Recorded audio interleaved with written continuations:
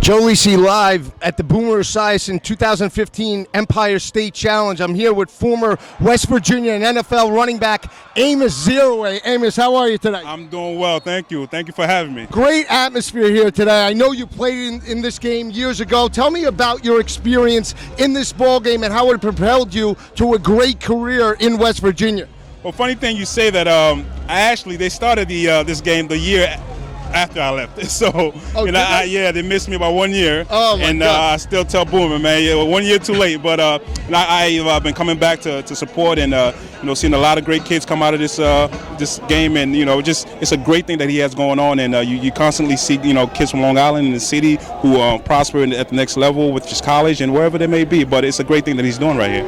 A lot of fans don't know about the great talent in New York and New Jersey. Tell them about what makes Nassau County so special that propelled many NFL athletes.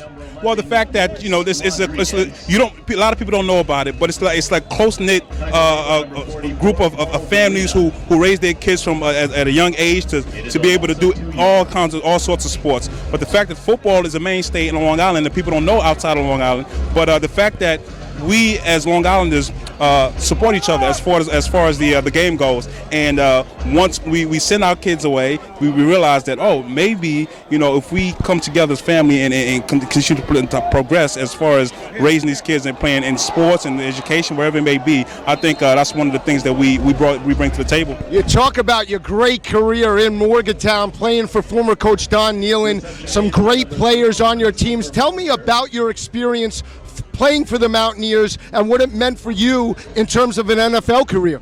It's no place like Morgantown. I mean, I came in there as a snot-nosed young man, and not knowing what to expect. My first day there, I saw cows and all sorts of things, and I was homesick. But they welcomed me as a family member, and the opportunity to meet Coach Nealon and to bring it to the table as far as sports and being a man.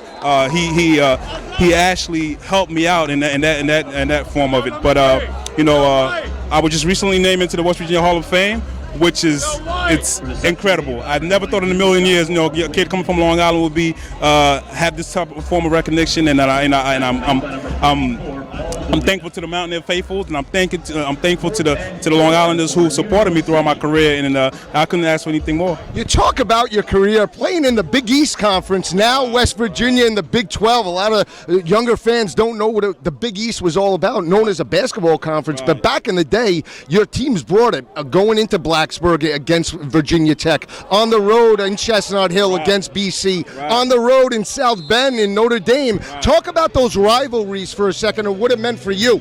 It was nuts. I mean, when you have Ray Lewis standing across from you, you have Donovan McNabb, you have Edgerrin James. I mean, the list goes on. And each week you had to bring it. So that alone, the competition each week made it so that you can yourself look in the mirror and prepare yourself each day and each week to be ready to play a tough game. And that alone helped me out at the next level, because the competition was so stiff that each week that you have to prepare like no other to be ready for the next game. I really admire your game because on top of your size, I mean, just great size, tough inside between the tackles runner, you could take it to the house every time you touch the rock. Talk to me about the running backs today, the situation, what you see in the NFL, because we don't see that premier back on each and every down. The game has changed a little bit. As a former running back, talk to me about how the game has evolved.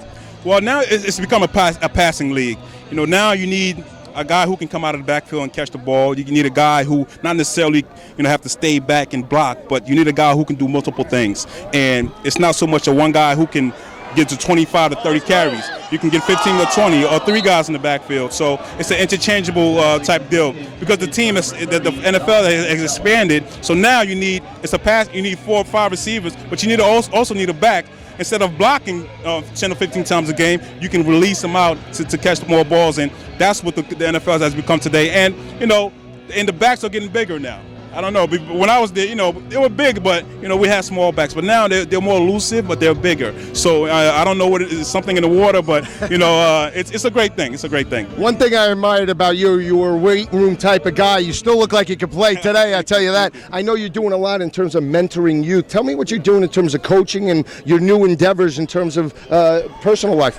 Well, first I just received my degree, graduated because I left school early to enter the NFL. But now that I've got my degree, I'm leaning towards working internationally with football, introducing American football and other sports to impoverish countries, because sports brings everyone together. So my main the task at hand now is to form some type of group that we can through the NFL to go into these different impoverished countries and introduce the American football and whatever it may be, because whether it's religion or sex, anything, I think sports brings those people together, and I think that's the biggest thing that I'm looking forward to doing right now. That's great. I admire guys that not only did it on the football field but give back to their communities. To me, you're a positive role model. I see you got two little guys right here. Talk to me about who we have with us. Yeah, this is my son Amos Jr.